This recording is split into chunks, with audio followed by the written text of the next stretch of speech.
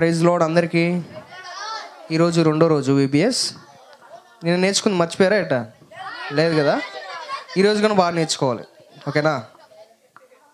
చిన్న ప్రేయర్ చేసుకుందాం. స్తోత్రం స్తోత్రం. మహాపరిశుద్ధుడా, మహాగణుడా, నీ ఘనమైన శ్రేష్టమైన ఉన్నతమైన నామానికి వందనములు, స్తుతులు, స్తోత్రములు చెల్లిస్తున్నాము నాయన. నిన్నటి దినమున నాయన విబిఎస్ కార్యక్రమాన్ని మీరు ఘనముగా మీరు జరిగించినందుకే మీకు వందనములు, స్తోత్రములు చెల్లిస్తున్నాము నాయన.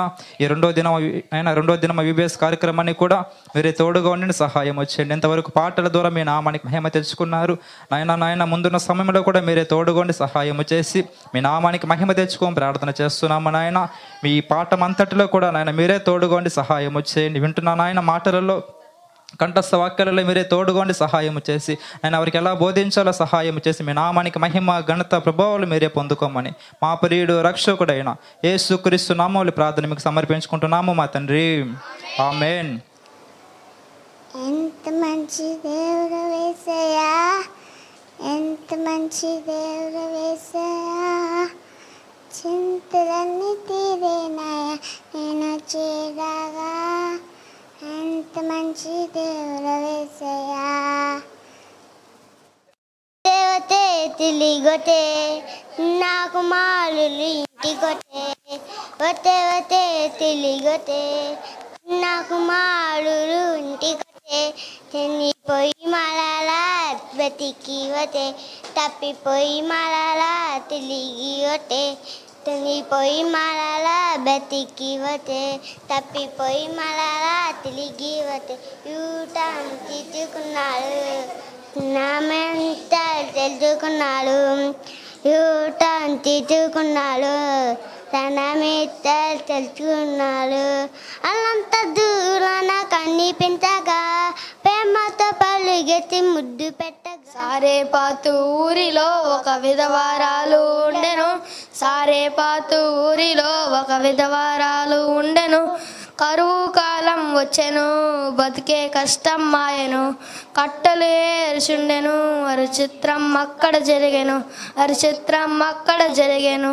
హోయిలా హోయ్ హోయిలా, హోయిలా హోయిలా హోయ్ హోయిలా, హోయిలా హోయ్ హోయిలా, హోయిలా హోయిలా హోయ్ హోయిలా. కరువుల ఏరియా తిరిగొచ్చెను, రొట్టెలు చేసి తమ్మనెను. కరువుల ఏరియా తిరిగొచ్చెను, రొట్టెలు చేసి తమ్మనెను.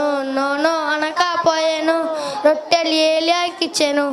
ఆశీర్వాదం పొందెను, కలువురు హాయిగా బ్రతికెను. హోయిలా హోయ్ హోయిలా, హోయిలా హోయిలా హోయ్ హోయిలా, హోయిలా హోయ్ హోయిలా, హోయిలా హోయిలా హోయ్ హోయిలా. పిండె ఉంది, బుట్టిలో కొంచెమే నూనె ఉంది, రొట్టెలో కొంచెమే పిండె ఉంది, బుట్టిలో కొంచెమే నూనె ఉంది. రొట్టెలు రెండూ చేసుకొని తిందామంటూ తలుచుకొని, రొట్టెలు రెండూ చేసుకొని తిందామంటూ తలుచుకొని. హోయిలా హోయ్ హోయిలా, హోయిలా హోయిలా హోయ్ హోయిలా, హోయిలా హోయ్ హోయిలా, హోయిలా హోయిలా హోయ్ హోయిలా.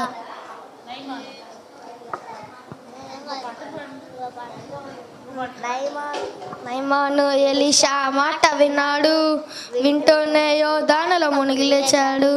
నైమాను ఎలీషా మాట విన్నాడు, వింటూనే యోర్దానులో మునిగి లేచాడు. మునిగి లేచాడు బుడబుడ మునిగి లేచాడు, మునిగి లేచాడు బుడబుడ మునిగి లేచారు. చూసారా అద్భుతం ఎలా జరిగెనో, నైమాను కుష్టంతా తొలగిపోయెను. చూసారా అద్భుతం ఎలా జరిగెనో, నైమాను కుష్టంతా తొలగిపోయెను.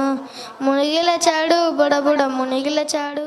ఆది కాండము, నిర్గమ కాండము, లేవియా కాండము, సంఖ్యాకాండము, ద్వితీయోపదేశ కాండము, యెహోషువ, న్యాయాధిపతులు, రూతు, మొదటి సమూయేలు, రెండవ సమూయేలు, మొదటి రాజులు, రెండవ రాజులు, మొదటి దినవృత్తాంతములు, రెండవ దినవృత్తాంతములు, ఎజ్రా, నెహెమ్యా, యెసరి, యోబు, కీర్తన, సామెతలు, ప్రసంగి, పరమ గీతములు, యెషయా, ఇర్మియా, విలప వాక్యములు, యెహెజ్కేలు, దానియేలు, హోషేయ, యోబేలు, యోమోసు, యోబద్య, యోనా, మీకా, నహోము, హబక్కుకు, జెఫన్యా, హగ్గాయి, జకర్యా, మలాకి. నిన్ను కోరి రాశాడుగా. ఆది కాండము, నిర్గమ కాండము, లేవియా కాండము, సంఖ్యా కాండము, ద్వితీయోపదేశ కాండము, యెహోషువ, న్యాయాధిపతులు, రూతు, సమూయేలు మొదటి గ్రంథము, సమూయేలు రెండవ గ్రంథము, మొదటి రాజులు రెండవ రాజులు దినవృత్తాంతము మొదటి గ్రంథము దినవృత్తాంతము రెండవ గ్రంథము యెజ్రా నెహెమ్యా యోబు కీర్తనలు సామెతలు పరమ గీతములు యెషయా గ్రంథము ఇర్మియా గ్రంథము విలాప వాక్యములు యెహెజ్కేలు దానియేలు హోషేయ ఆమోసు యోనా మీకా నహూము హబక్కూకు జెఫన్యా హగ్గయి జకర్యా మలాకి పాత నిబంధన పుస్తకములు ఇవే. దేవుడి గ్రంథము బైబిలే. మత్తయి సువార్త, మార్కు సువార్త, లూకా సువార్త, యోహాను సువార్త, అపోస్తలుల కార్యములు, రోమా పత్రిక, కొరింథీ మొదటి పత్రిక, కొలసీలకు రాసిన రెండవ పత్రిక, గలతీయులకు, ఫిలిప్పీలకు, కొలసీయులకు, మొదటి దశలోనికైలకు, రెండవ దశలోనికైలకు, తిమోతి మొదటి పత్రిక, తిమోతి రెండవ పత్రిక, తీతుకు, ఫిలెమోనుకు, ఎఫెసీయులకు పత్రిక, యాకోబు పత్రిక, పేతురు మొదటి పత్రిక, పేతురు రెండవ పత్రిక, యోహాను మొదటి పత్రిక, యోహాను రెండవ పత్రిక, యోహాను మూడవ పత్రిక,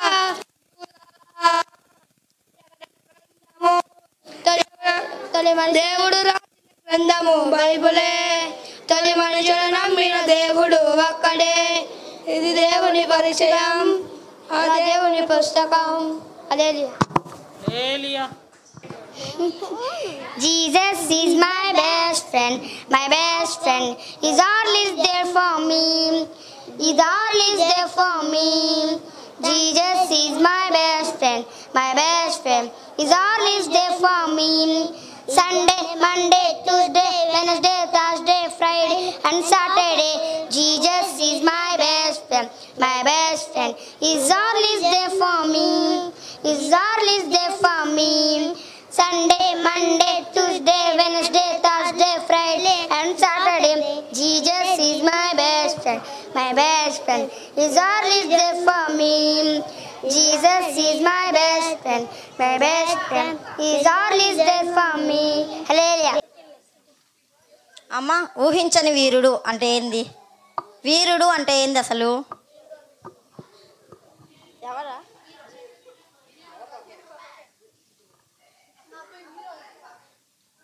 ధైర్యం కలిగి దేనిలోనైనా పాల్గొనే వ్యక్తిని వీరుడు అంటారు.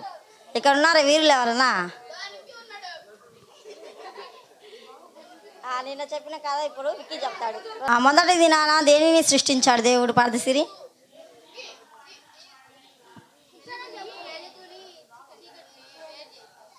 వెలుగుని సృష్టించి దాని నుండి వెలుగుని చీకటిని వేరు చేశారు. రెండో దిన నక్షత్ర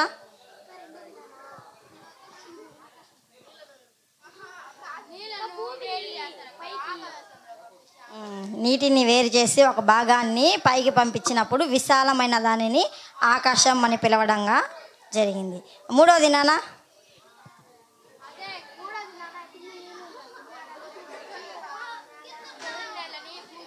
మూడవ దినాన భూమిపైన ఆరిన నేలని చేసి దానిలో విత్తనములను, ఫలవృక్షములను, గడ్డిని అన్నిటినీ దేవుడు మొలిపింపజేశాడు. నాలుగో దినాన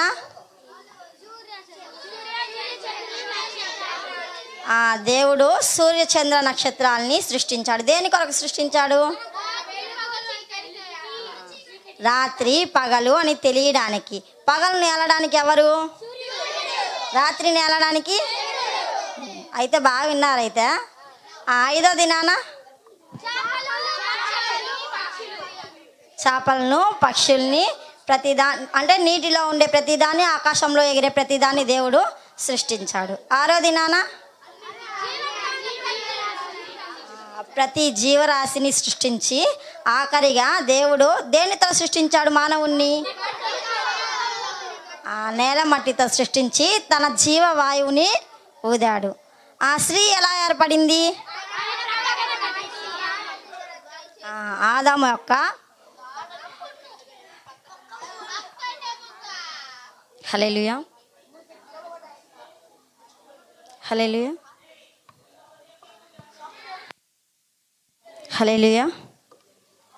ఆదాము యొక్క ప్రకటెముకను తీసి స్త్రీని నిర్మించాడు దేవుడు.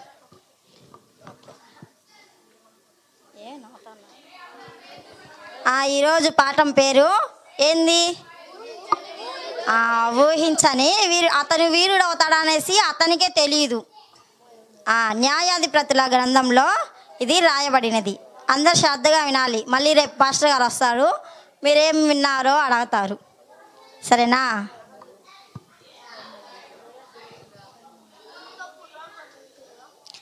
ప్రతిసారి ఇజ్రాయేల్ ప్రజలు ఏం చేసేవాళ్ళంటే, అమ్మ ఇక్కడ విన్నామా నక్షత్ర, మళ్ళీ చదువుకుందు. మీ బుక్లే కదా, మీ దగ్గరే ఉంటాయిలే, వెళ్ళేదాకా చదువుకోండి. ఇప్పుడు వినండి. మూసేయండి, అందరు బుక్కులు మూసేయండి.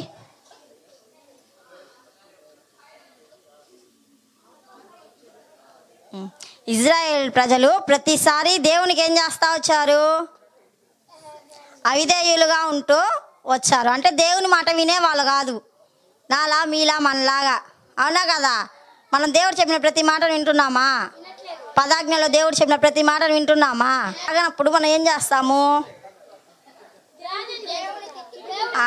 దేవుని విడిచిపెట్టడం జరిగిద్ది, మనం వేరే దారిలో నడవడం జరిగిద్ది. అవునా కదా? అదేవిధంగా ఇజ్రాయేల్ ప్రజలు కూడా మంచి చేసినంత వరకు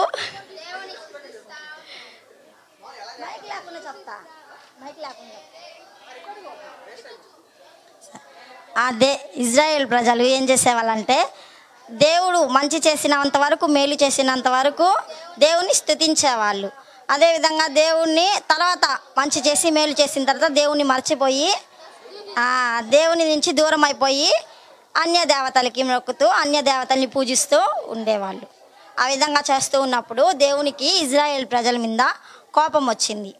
వచ్చినప్పుడు దేవుడు వాళ్ళని 7 సంవత్సరములు వాళ్ళ చెయ్యి విడిచిపెట్టాడు. దేవుడు ఎన్ని సంవత్సరములు విడిచిపెట్టి ఎవరికి అప్పచెప్పారంటే మిద్యానీయులకు అప్పచెప్పారు దేవుడు.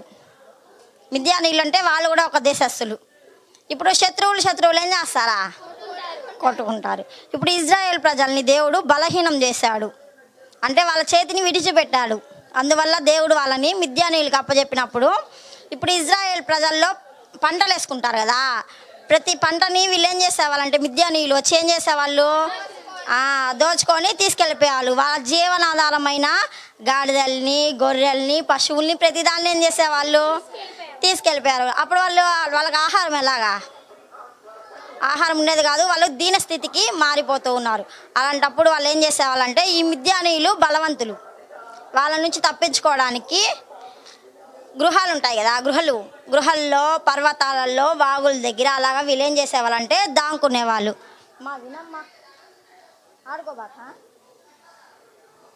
ఏం చేసేవాళ్ళు? వీళ్ళు దాక్కునేవాళ్ళు. ఇప్పుడు వాళ్ళకి ఆహారం ఏమైపోయింది? కొదువైపోయింది. ఇప్పుడు వాళ్ళు ఏం చేస్తారంటే మళ్ళా దేవునికి ప్రార్థిస్తారా లేదా? ఎందువల్ల ప్రార్థిస్తారు? వాళ్ళకి కష్టం వచ్చింది. ఇప్పుడు మనం కూడా కష్టాల్లోనే కదా దేవునికి ప్రార్థన చేస్తామా? మనం సంతోషంగా ఉన్నప్పుడు ఎప్పుడైనా దేవుని తలుచుకుంటామా? తలుచుకోం. బాధల్లో ఏం చేస్తాము? దేవునికి ప్రార్థన చేసి, దేవుడా మాకు అది సహాయం చెయ్యి, ఇది సహాయం చెయ్యి, అది ఇది అని అడగతాం. అదే మనం సంతోషంగా పార్కుకో, పిక్నిక్కో, ఎక్కడికన్నా సముద్ర తీరానికో వెళ్తున్నాము, దేవునికి ప్రార్థించుకుంటామా? వెళ్ళేటప్పుడు ప్రార్థించుకుంటామా? వచ్చేటప్పుడు ప్రార్థిస్తామా? అదే మనం కష్టకాలంలో ఉన్నాము, ఉదయాన్నే ఏం చేస్తామా? అప్పుడు గుర్తొస్తాడు దేవుడు. ఉదయాన్నే 5 గంటలకు లేచి ప్రార్థిస్తాం. అవునా కదా? ఎక్కడికైనా వెళ్ళేటప్పుడు ఏం చేస్తామా? అయ్యా మేము పలానా దగ్గరికి వెళ్తున్నాము, మా పనిని జరిపించండి అని ప్రార్థిస్తాము. అదే పిక్నిక్ వెళ్ళేటప్పుడు చేస్తామా? చెయ్యము. విను. అదేవిధంగా ఇజ్రాయేల్ ప్రజలు కూడా ఈ విధంగా దేవుని ప్రార్థించినప్పుడు దేవుడు ప్రతిసారి వాళ్ళు ప్రార్థించినప్పుడంతా ఏం చేసేవాడు? వాళ్ళకి సహాయం చేసేవాడు. వాళ్ళ కొరకు ఎవరిని పంపించాడంటే ఒక దైవజనుడిని పంపిస్తాడు. ఈ లోపల ఏం జరిగిందంటే, ఏం నాయన మైక్ ఇచ్చేదా? మాట్లాడుకుంటూ ఉన్నారు ఇందాక నుంచి, కష్టంగా ఉన్నట్టుంది మీకు. అమ్మా అబ్బాయి పాస్ చేయండి మైక్.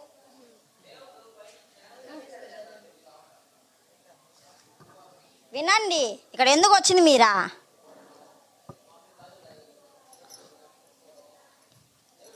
తర్వాత ఏం జరిగిందంటే, వాళ్ళల్లో యోవాషు అనే ఒక వ్యక్తి ఉన్నాడు ఇజ్రాయేల్ ప్రజలలో. అతని కుమారుడైన యెహోషువ ఉన్నాడు. అతని కుమారుడైన గిద్యోను ఉన్నాడు. అతను ఏం చేశాడంటే, ఇప్పుడు వీళ్ళు ఏం చేస్తారు, ప్రతిసారి వచ్చి వాళ్ళ పంటని దోచుకొని వెళ్ళిపోతా ఉంటారు కదా. అందుకనేసి అతను ఏం చేశాడంటే, వాళ్ళకి ఎవరికి కనిపించకుండా మరుగై ఉండి ఆ గోధుమ పంటల్ని జల్లించుకుంటా ఉన్నాడు. తీసుకుంటా ఉండేటప్పుడు ఇంతలో అతని పక్కన ఒక మనిషి వచ్చి నిలబడ్డాడు. ఒక మనిషి వచ్చి నిలబడి గిద్యోనుతో ఈ విధంగా అంటున్నాడు. ఏమని?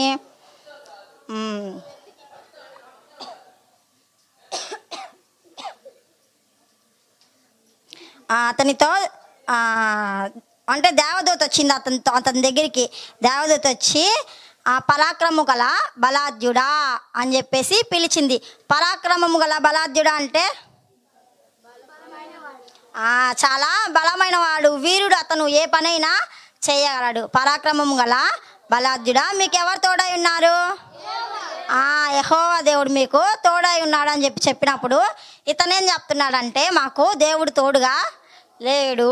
ఒకవేళ దేవుడు మాకు తోడుగా ఉంటే మాకు ఇన్ని కష్టాలు వచ్చేవా, నీ నష్టాలు వచ్చేవా? వేరే వాళ్ళకి దేవుడు మమ్మల్ని అప్పగించేశాడు. మీరు చెప్పింది నిజమే, ఒకప్పుడు మాకు దేవుడు తోడుగా ఉన్నాడు. అది ఎప్పుడంటే మా పితరుల సమయంలో ఐగుప్తు నుంచి దేవుడు మా పితరుల్ని తీసుకొచ్చి యుద్ధాలు చేయించి జయింపజేసి వాళ్ళకి రాజ్యాలని అప్పగించాడు. కానీ మా ప్రజలు ఏం చేశారు? అవిధేయులుగా ఉండి దేవుని విడిచిపెట్టి అన్యదేవతల్ని పూజించడం మొదలుపెట్టారు. దేవుడు మమ్మల్ని ఏం చేశాడు అని చెప్పినప్పుడు, నువ్వు ఇకపై ఏం చేస్తావంటే నీ ప్రజల్ని నువ్వే రక్షిస్తావు అని చెప్పినప్పుడు ఈ గిద్యోను ఏం చెప్తున్నాడంటే, అయ్యా నేను గోత్రంలన్నిట్లో ఆఖరి గోత్రం ఏందా? మనష్షే గోత్రం. మనష్షే గోత్రం చాలా చిన్నదా పెద్దదా? చాలా చిన్న గోత్రస్తుని నేను. ఆ గోత్రం, అది కాకుండా ఆ గోత్రంలో చాలా చిన్నవాడిని అని చెప్పినప్పుడు దేవుడు నిన్ను కాదు నీ మనసుని చూశాడు, నిన్ను దేవుడు బలపరుస్తున్నాడు. నువ్వేం చేయాలంటే ఇజ్రాయెల్ ప్రజల్ని నువ్వే కాపాడగలుగుతావు అని చెప్పేసి దేవుడు ఎవరితో చెప్పాడు? చెప్పినప్పుడు సరే, మీరు దేవుడు మాకు తోడుగా అంటున్నారు కదా, దేవుడు మాకు తోడుగా ఉన్నారంటే మీరు ప్రస్తుతానికి ఇక్కడే ఉన్నాను, నేను ఇప్పుడే వస్తానని చెప్పేసి అతను లోపలికి వెళ్ళి ఒక గొర్రెని తీసుకొచ్చి దాన్ని బలిచ్చి అక్కడ పెట్టాడు. ఆ దేవదూత ఎక్కడ ఉండిందంటే మస్తకి వృక్షం కింద ఉండింది. అక్కడ పెట్టినప్పుడు అంటే అప్పాలు కూడా చేసి తీసుకొచ్చి పెట్టాడు, భక్ష్యాలు పెట్టినప్పుడు దాని మీద నీళ్లు పోసాడు. దేవదూత నీళ్లు పోయమనింది. పోసినప్పుడు ఆ దేవదూత ఏం చేసిందంటే, ఆ కింద బండ ఉంది కదా, ఆ బండని దాని చేతిలో ఉండే కర్రతో తాకినప్పుడు ఆ బండలో నుంచి అగ్ని వచ్చి ఆ మేక ఏమైంది? కాలిపోయింది. ఇప్పుడు అతని బలిని దేవుడు ఏం చేసినట్టు? స్వీకరించినట్టు. అంటే నీ బలిని నేను స్వీకరించాను కాబట్టి నేను నీతో ఉన్నాను అని చెప్పేసి అర్థం. అప్పుడు దేవుడు అతనితో ఉన్నాడని అతనికి తెలిసిందా లేదా? తెలిసింది. తెలిసిన తర్వాత ఇప్పుడు అతను ఏం చేయాలి? దేవుణ్ణి నమ్మి ఇజ్రాయెల్ ప్రజల్ని ఎవరు నడిపించాలి? ఇప్పుడు నువ్వేం చేస్తావంటే మీ తండ్రి కట్టిన అన్యదేవతల బలిపీఠాన్ని పగలగొట్టాలి, బయలుదేవుడి విగ్రహాన్ని నువ్వు స్తంభాన్ని పడగొట్టాలి అని చెప్పినప్పుడు అతనికి ధైర్యం ఉందా? ఇజ్రాయెల్ ప్రజలంతా ఎవరి పక్కున్నారు? బయలుదేవుడు పక్కున్నారు. ఇతను ఒక్కడ అలా చేస్తే ఏం చేస్తారా? అందుకనేసి అతను పగలు చేయడానికి సిద్ధపడలేదు. రాత్రి సమయంలో అతని పని వాళ్ళైనా 10 మందిని తీసుకొచ్చి బయలుదేవుడి బలిపీఠాన్ని, బయలుదేవుడి విగ్రహాన్ని ఏం చేశాడు? పడగొట్టేశాడు. పడగొట్టేసి అక్కడ యెహోవా దేవుని కొరకు ఒక విగ్రహం కట్టి అక్కడ కోడెని, గొర్రెని అతను ఏం చేశాడు? బలిగా అర్పించేసి వెళ్ళిపోయాడు. ఉదయం అయింది. అక్కడ ఎవరు వచ్చారా? ఇజ్రాయెల్ ప్రజలు వచ్చారు.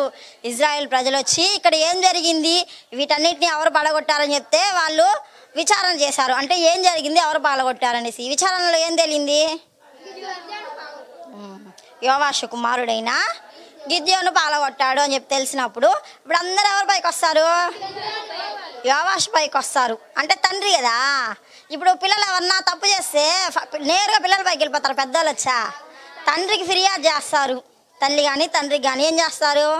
ఫిర్యాదు చేస్తారు. మీ అబ్బాయి ఇటు చేశాడు, అటు చేశాడు, మీరు వచ్చి తీర్పు తీర్చండి అంటారు.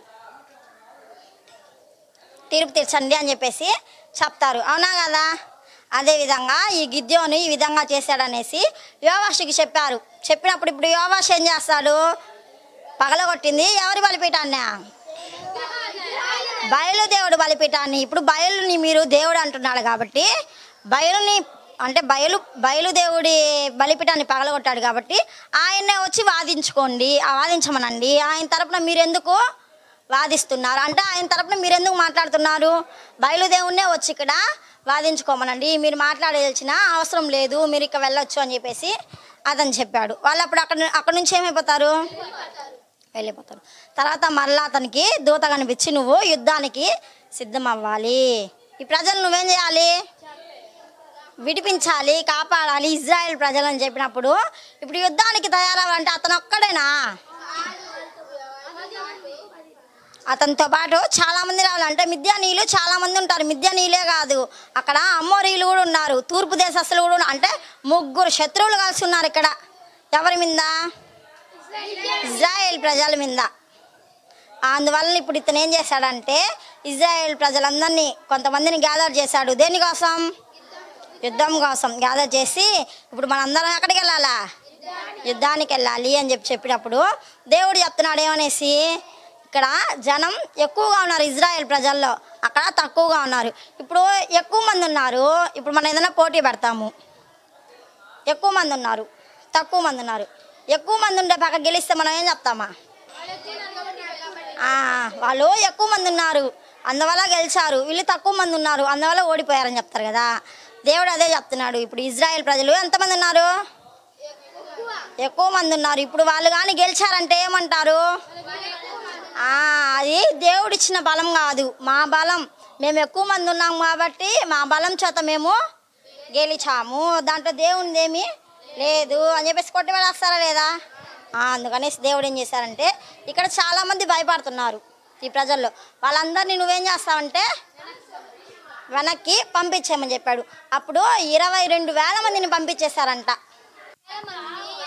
తర్వాత వాళ్ళు 22,000 మంది ఏం చేశారంటే యుద్ధం నుంచి వెనక్కి దేవుడు పంపించేయమని చెప్పాడు. భయపడే వాళ్ళందరినీ అక్కడి నుంచి పంపించేశాడు.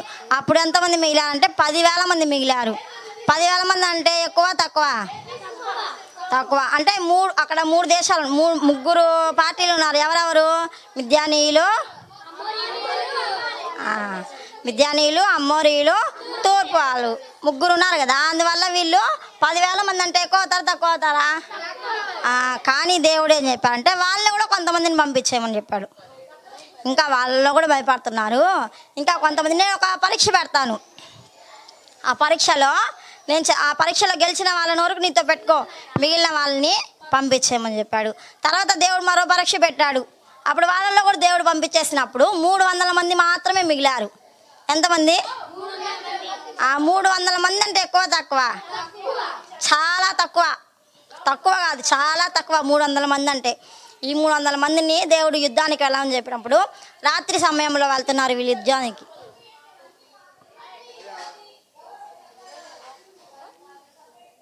దేవుడు ఒక మనిషిని ఏర్పాటు చేసుకున్నారని అనుకోండి. ఒక మనిషిని దేవుడు ఫస్ట్ ఎన్నుకోవాలని అంటే ఆ మనిషి ఎలా ఉండాలి? దీంట్లో ఉన్నాడు చెప్పండి మీరు. గిద్యోను ఒక బ్యాక్గ్రౌండ్ ఏంటో తెలుసిన? అతను ఒక బలహీనుడు. ఎట్లాంటి వాడు? బలహీనుడు. శక్తి ఏమాత్రం కూడా లేదు. ఎప్పుడు కూడా దేవుడి పైన ఆధారపడే వ్యక్తి. అంటే తన బలం పైన కానీ, తనకున్న జ్ఞానం పైన కానీ, తనకున్న సామర్థ్యం పైన కానీ ఎప్పుడు కూడా అతను ఆధారపడలేదు. ఎందుకు? అతడు దేవుడిని చూశారు. ఒకసారి మన కంఠస్వాక్యంలో కూడా ఇదే మాటే ఉంటుంది. చదవండి ఏ మాట? 2 కొరింథియన్స్. బైబిల్ లేదు ఎవరు కాడా? సరే ఇందులో చదవండి. 2 కొరింథీయులు రాసిన పత్రిక 12వ అధ్యాయము 9వ వచనము. 2 కొరింథీ. అందుకు నా కృప నీకు చాలును, బలహీనత యందు నా శక్తి పరిపూర్ణ మగుతున్న కాగా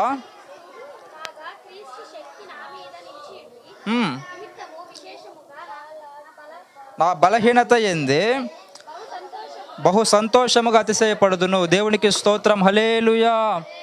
గిద్యోను కూడా సేమ్ దీన్నే ఫాలో అయ్యాడండి. అంటే ఎప్పుడు కూడా తన బలాన్ని అతను చూసుకోలేదు, తన జ్ఞానం పైన అతను ఆధారపడలేదు, తనకున్న సామర్థ్యం పైన కానీ తనకున్న దేనిపైన అతను ఆధారపడలేదు. దేవుడి పైన అతను భారం వేసి తన జీవితాన్ని ముందుకు నడిపించాడు. కాబట్టి బలహీనుడైన గిద్యోను దేవుడు ఏం చేశాడు? బలవంతునిగా చేసి ఊహించిన వీరుడిగా మన జీవితంలో మన ఎదుట దేవుడు అతన్ని నిలబెట్టాడు. మన కంఠస్వాకనిగా వచ్చేద్దామా? మళ్ళీ చదవండి మాటలు. అందుకు నా కృప నీకు చాలును. చెప్పండి. బలహీనత యందు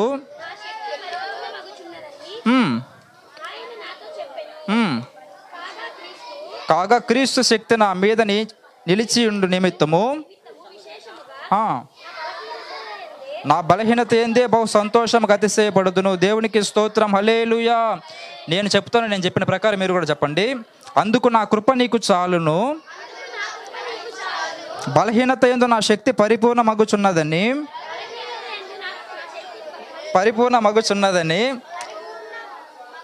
మళ్ళీ ఫస్ట్ నుంచి. అందుకు నా కృప నీకు చాలును, బలహీనత యందు నా శక్తి పరిపూర్ణ మగుచున్నదని. అరే ఏంట్రా మీరు చెప్తున్నారు? మళ్ళీ చెప్పండి. అందుకు నా కృప నీకు చాలును, బలహీనత యందు నా శక్తి పరిపూర్ణ మగుచున్నదని ఆయన నాతో చెప్పాను. బిట్టుగా చెప్పాలా? అందుకు నా కృప నీకు చాలును, బలహీనత యందు నా శక్తి పరిపూర్ణ మగుచున్నదని ఆయన నాతో చెప్పెను. కాగా క్రీస్తు శక్తి నా మీద నిలిచియుండు నిమిత్తము విశేషముగా నా బలహీనత యందే బహు సంతోషముగా అతిశయపడుదును. మరలా చదువుతాం. అందుకు నా కృప నీకు చాలును, బలహీనత యందు నా శక్తి పరిపూర్ణ మగుచున్నదని ఆయన నాతో చెప్పెను. కాగా క్రీస్తు శక్తి నా మీద నిలిచిండు నిమిత్తము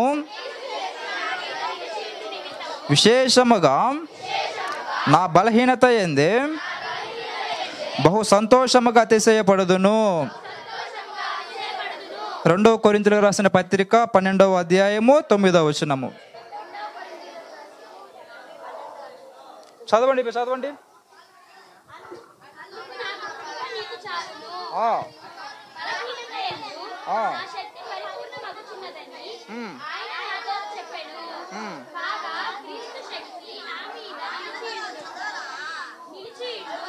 అరే మీరు కూడా చదవాలరా?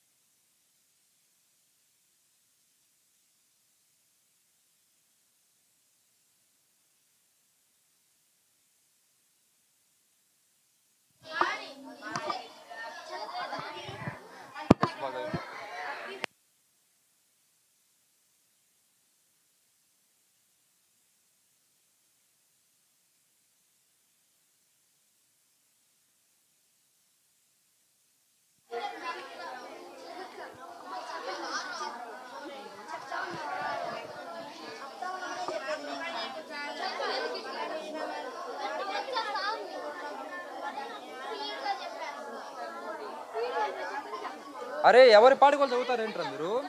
అందరూ కలిసి చదవండి.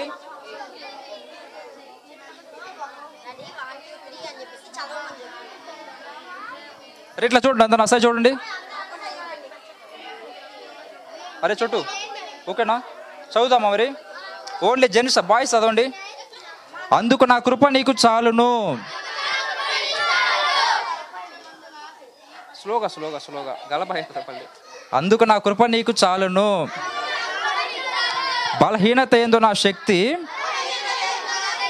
పరిపూర్ణ మగుచున్నదని ఆయన నాతో చెప్పెను. కాగా క్రీస్తు శక్తి నా మీద నిలిచిండు నిమిత్తము విశేషముగా నా బలహీనత యందే బహు సంతోషముగా అతిశయపడుదును. రెండవ కొరింథీయులకు రాసిన పత్రిక 12వ అధ్యాయము 9వ వచనము. ఇప్పుడు మీరు చదవండమ్మా. అందుకు నా కృప నీకు చాలును, బలహీనత యందు నా శక్తి పరిపూర్ణ మగుచున్నదని ఆయన నాతో చెప్పెను. స్లోగా చదవాలమ్మా. కాగా క్రీస్తు శక్తి నా మీద నిలిచిండు నిమిత్తము విశేషముగా నా బలహీనత ఏందే బహు సంతోషముగా అతిశయపడుదును. 2వ కొరింథీయులకు రాసిన పత్రిక 12వ అధ్యాయము 9వ వచనము. మన లాస్ట్ అండ్ ఫైనల్ సార్ మీరే చదవండి. ఒకటే స్వరము, సరేనా? ఒకరు ముందు ఒకరు వెనకాల వద్దు, ఒకటేసారిగా చదవండి.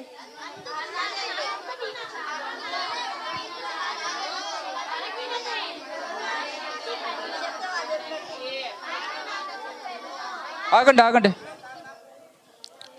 చదువుదామా? రెడీనా? Ready, 1 2 3 start. అందుకు నా కృప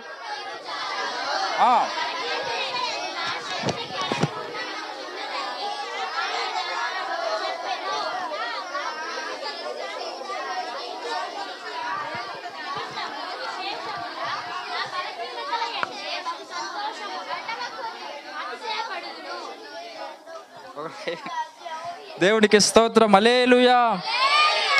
లాస్ట్గా ఒక్క మాట చెప్పి నేను ముగించేస్తాను. ఏంటనేసి అంటే ఊహించని వీరుడు అనేసి అంటే చివరి మాట ఏంటో చదువుదామా? దేవుడు ఒక వ్యక్తిని వీరుడుగా చేయాలంటే మనం ఏం చేయాలో తెలుసిన? మన జీవితం ఇప్పుడు మన ముందు ఒక క్యారెక్టర్ ఉంచారు. ఎవరు ఆ పర్సను? గిద్యోను. అవునా? గిద్యోను గురించి చెప్పాను కదా. గిద్యోను యొక్క బలం ఏంటి? నథింగ్ అండి. గిద్యోను గురించి చెప్పుకోవాలనేసి అంటే తనకంటూ ఏమీ కూడా లేదు. తనకంటూ బలము లేదు, జ్ఞానము లేదు, సామర్థ్యం ఏమీ కూడా లేదు. అతను ఎప్పుడైతే దేవుడి పైన విశ్వాసం ఉంచాడో, ఎప్పుడైతే దేవుడి పైన ఆధారపడ్డాడో, ఎప్పుడైతే దేవుడి పైన ఆనుకొని జీవించాడో, దేవుడు అతను ఎలా చేశాడు? ఊహించని వీరుడుగా చేశాడు. గొప్ప స్థానంలో నిలబెట్టాడు. మన జీవితంలో కూడా మనం ఏం చేయాలో తెలిసిన? మన చదువుల్లో కూడా కావచ్చు, మన వ్యక్తిగత విషయంలో కావచ్చు, మనం ఎప్పుడు కూడా దేనిపైన ఆధారపడాలి? మనకున్న జ్ఞానం పైన ఆధారపడాలనా? మనకున్న టాలెంట్ని బట్టి మనం ఆధారపడాలనా? మనకున్న పేరెంట్స్ని బట్టి, మనకున్న సామర్థ్యాన్ని బట్టి మనకి డబ్బులు ఇస్తారు, మన తల్లిదండ్రులు. ఏ విషయంలో కూడా మనము ఎవరి వైపు కూడా మనం చూడకూడదండి. మన ఎవరి వైపు చూడాలి? దేవుడి వైపు చూడాలి. ఎప్పుడైతే మనం దేవుడి వైపు చూస్తామో మనల్ని దేవుడు ఏం చేస్తాడు? ఊహించని స్థితిలో మనము మనం కానిస్టేబుల్ అవ్వాలనుకున్నాం అనుకోండి, దేవుడు ఏం చేస్తాడు తెలిసిన? మనల్ని నీ కానిస్టేబుల్ ఉద్యోగం నీకే మాత్రం కూడా సరిపోదు, నేను నీకు ఎస్ఐ ఉద్యోగం ఇవ్వాలనుకుంటున్నాం మన దేవుడు. మనం ఏం చేస్తాము? తక్కువ వాటికి మన జీవితాలు మనము పరిమితం చేసుకుంటాం. కానీ మన దేవుడు ఏం చేస్తాడు? ఊహించిన విధంగా మన జీవితాలు ఉన్నత స్థాయిలో మన దేవుడు మన జీవితాలను నిలబెట్టాలనుకుంటాం. మనం ఏం చేస్తాం తెలిసిన? ప్రతి దాంట్లో కూడా మనము కాంప్రమైజ్ అవుతుంటాం. కాంప్రమైజ్ అంటే తగ్గించుకుంటూ ఉంటాం మన జీవితాలు. నా తెలివికి నేను ఎస్ఐ వరకే కొట్టగలనేమో, అంతకుమించి నేను పోలేనేమో అనుకుంటాం. కానీ మనం ఎప్పుడైతే దేవుడి పైన ఆధారపడతామో, మనం ఎస్ఐ వరకు అనుకుంటాం కదా, దానికి మించిన జీవితాలు కూడా మన దేవుడు మనకు అనుగ్రహిస్తాడు. దేవునికి స్తోత్రం, హల్లెలూయా. గిద్యోని జీవితంలో చేస్తున్న కార్యాన్ని కూడా మన జీవితంలో చేయాలనిస్తుంటే మనం ఏం చేయాలి? ప్రార్థన జీవితం కలిగి ఉండాలి. వాక్యంలో మనము ఎదిగేవారముగా ఉండాలి. మనం విన్నాం కదా ఇప్పుడు వాక్యాలు. నిన్న కూడా పాస్టర్ గారు చెప్పారు మీతో కొన్ని మాటలు, గ్రాంపకమైన మాటలు. ఏం చెప్పారు చెప్పండి? మొదటి దినం ఏం చేశాడు దేవుడు? రెండవ రోజు భూమిని, మూడో రోజు ఐదవ రోజు, ఏడవ రోజు 6. దేవుడు తన స్వరూపంలో మనిషిని చేశాడు. మనిషికి ఏమి ఇచ్చాడు? తన ఊపిరిని మనకు ఏమంటారు? తన ఊపిరిని మనకు ఊదడం ద్వారా మనం ఏమయ్యాము? జీవాత్మ అయ్యాము. దేవునికి స్తోత్రం, హల్లెలూయా. మనకి ఏమాత్రం విలువ లేని మన జీవితాలకు దేవుడు ఏం చేశాడు? ఒక విలువని ఇచ్చాడు. ఆ విలువను మనం ఏం చేయాలి? ఆ విలువని మనము కాపాడుకోవాలి. ఎప్పుడు కూడా మన జీవితంలో మనం తొందరపాటు పడకూడదండి. దేవుడి వాక్యంలో ఎదగాలి. గిద్యోని జీవితంలో కూడా అతను ఫలించాడు, అభివృద్ధి పొందాడు, ఉన్నత స్థాయిలో అతడు నిలబడ్డాడు. దానికి గల కారణం ఏంటి? ప్రార్థనా జీవితము, వాక్య పాఠం మన జీవితంలో ఎప్పుడు కూడా ఉండాలండి. ఉదయాన్నే లేచిన వెంటనే మనం ఏం చేయాలి? మొదట ఉదయాన్నే వెళ్ళి తల్లిదండ్రులకి మనం ఏమాత్రం కూడా కలవాలన్నా ఎవరితో మాట్లాడాలన్నా ఫస్ట్ దేవుడితో మనము సమయం గడపాలి. ఎప్పుడైతే దేవుడితో సమయం గడుపుతామో మన జీవితంలో కూడా మనము ఊహించని విధంగా మన జీవితంలో దేవుడు ఉంచుతాడు. దేవునికి స్తోత్రం. హల్లెలూయా. ప్రార్థన చేసుకుందామా? ప్రార్థన.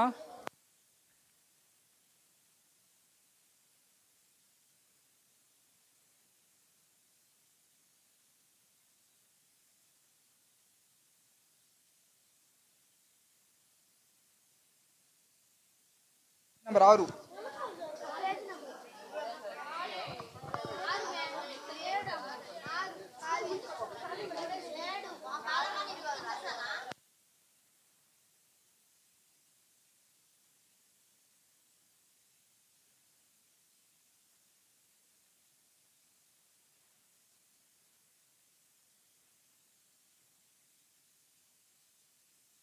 నెంబర్ 7 వచ్చేసేయండి, చదువుదామా మరి?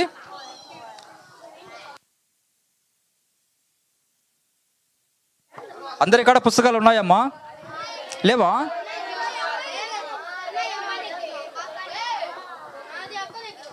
మీ అందరి కాడ పుస్తకాలు ఉన్నాయి, మరి వెనకాల లేవా?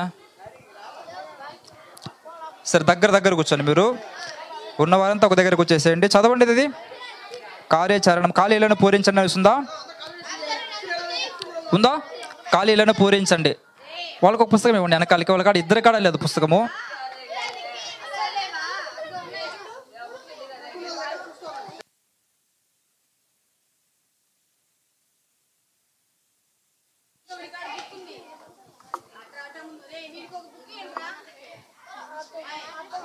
పూరిద్దామా? ఇలా చూడండి, చదవండి, ఆ మాటలు చదవండి. ఇశ్రాయేలు దేవుని దృష్టికి డాష్. చదవండి.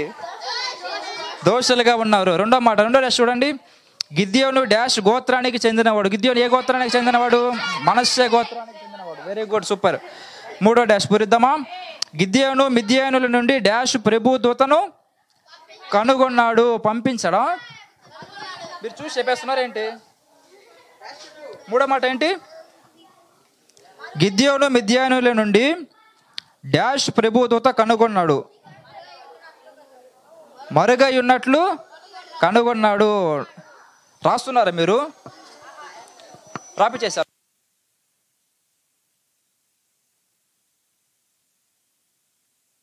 ఇప్పుడు ఫస్ట్ డాష్ ఏంటనేసి అంటే ఇశ్రాయేలు దేవుని దృష్టికి డాష్ అంటే దోషులుగా వారు. రాయండి. పెన్నులు కూడా లేవు.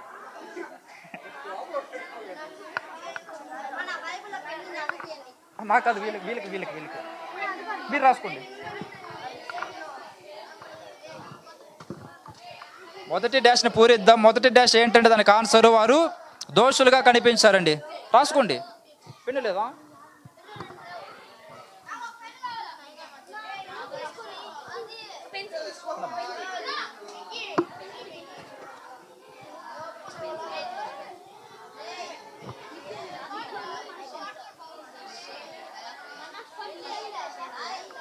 మొదటి దానికి ఆన్సర్ ఏంటనేసి అంటే వారు దోషులుగా కనిపిస్తారమ్మా.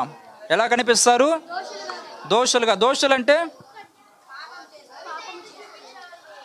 బలహీనతలో ఉండేవారిని మనం ఏమంటాము అంటే దేవుని దృష్టికి ఎవరైతే ఆయాసకరంగా జీవిస్తారో, ఎవరైతే దేవుని దృష్టిలో వారు పాపులుగా జీవిస్తారో వారిని అంతా మనం ఎలా ఎంచుతాము? దోషులుగా ఎంచుతాము. రాసుకోండి దానికి ఆన్సరు. రాసేసారా?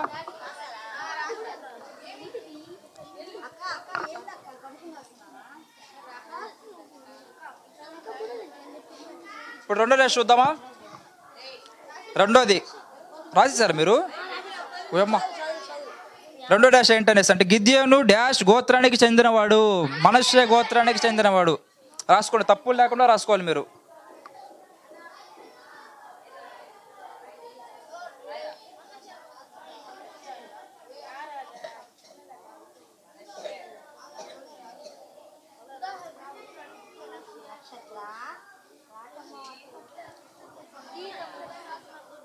అయిపోయిందా రెండో డాష్?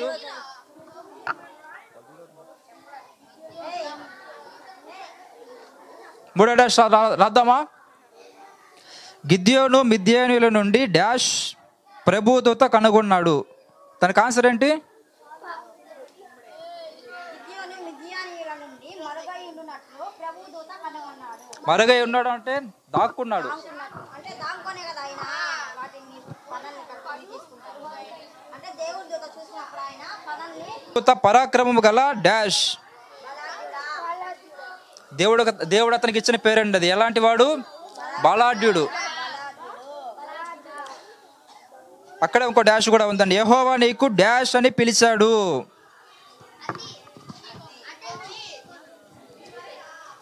ఇదేమని పిలిచాడు?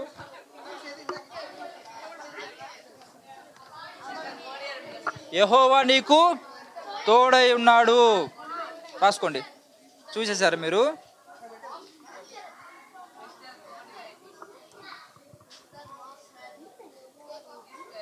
అయిపోతే 5వ దానికి వెళ్ళిపోదాం. 4వది అయిపోయింది. బుక్ లేదా మీ దగ్గర?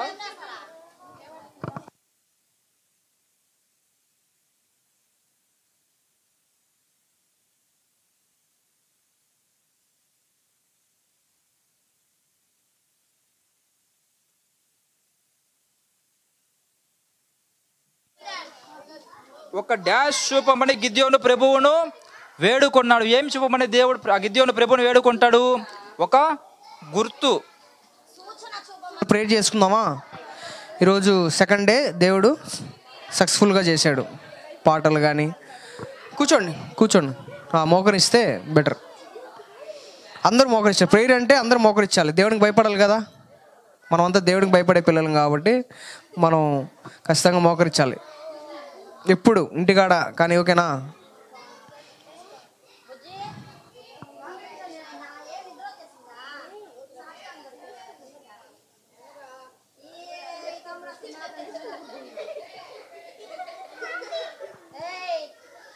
అందరు కళ్ళు మూసుకోవాలి. ఓకేనా? లాస్ట్ ప్రేయర్ కదా. ఇప్పుడు చదివింది మొత్తం ఇంట్లోకి వెళ్ళి చదివి రేపు మళ్ళీ వచ్చి టీచర్స్కి చెప్పాలి. ఓకేనా?